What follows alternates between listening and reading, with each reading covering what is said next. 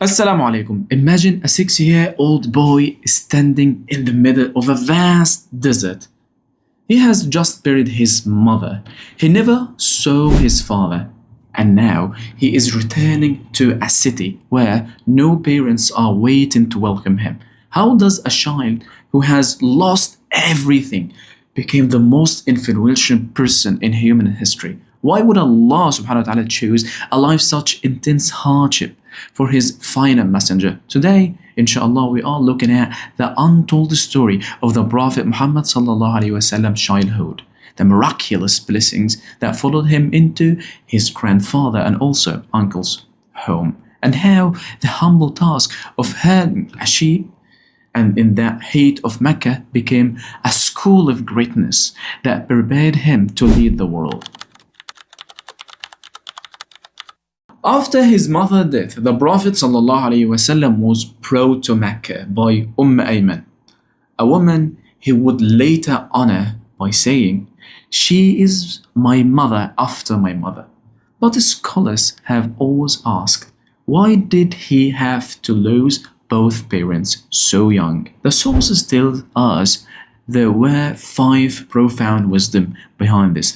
First, he needed to become an Isami. What does it mean? A self-made man, someone who relies on his own effort, on Allah's grace and guidance. Not Izami, someone who depends on family status or lineage by losing his parents.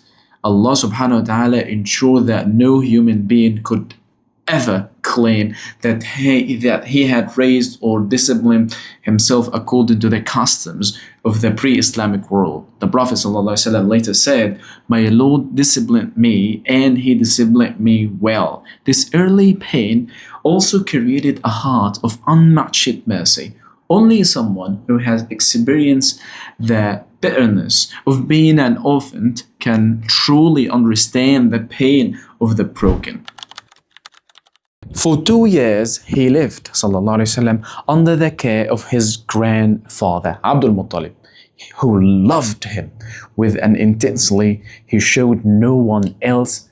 There is a powerful story from this period. One day, Abdul Muttalib sent young Muhammad ﷺ to search for some lost camels. When the boy did not return on one time, the old leader of Mecca, Abdul Muttalib, was standing beside the Kaaba, praying with tears, saying, "O Lord, return my brother Muhammad to me." When the Prophet ﷺ returned with the camels, Abdul Muttalib impressed him and promised never to let him leave his sight again. Near to the Kaaba, you will find Abdul Muttalib with a special seat. No one dared to sit there.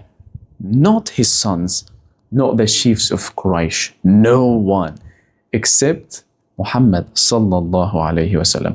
Whenever he came, he sat beside his grandfather, and when his uncle tried to move him, Abdul Muttalib would say, "Leave my son alone. By Allah, he has a great future." Hold on, if this series is increasing your love to the Prophet Muhammad sallallahu alaihi wasallam, take 1 second to support it.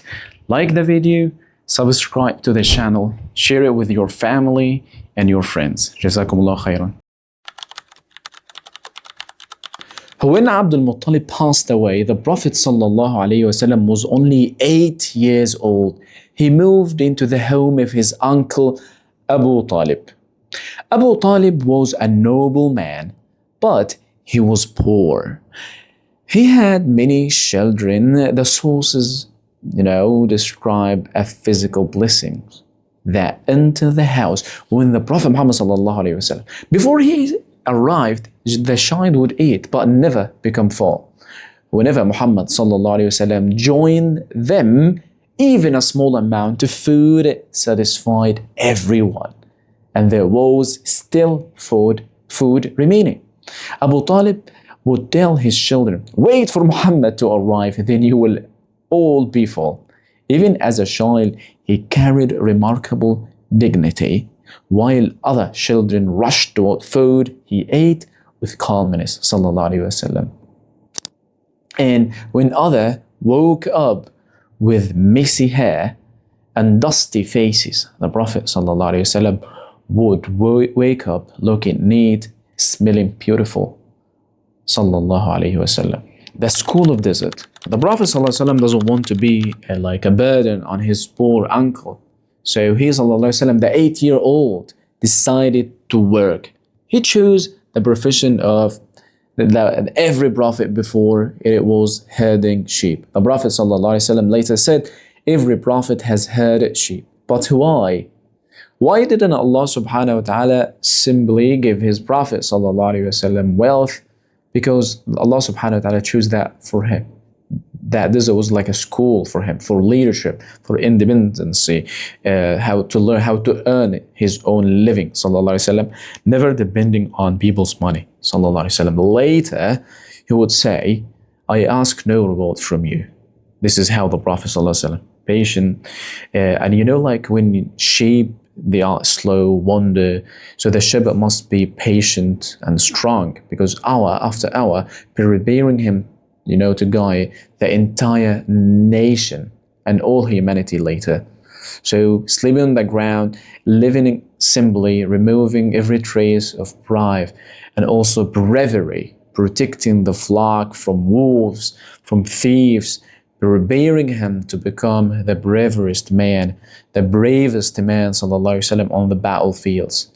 Also, integrity when you are alone in the mountains with flock. Only Allah sees you, subhanahu wa ta'ala. That's where his amana, his honesty, his trustworthiness was perfect, sallallahu alaihi wasallam.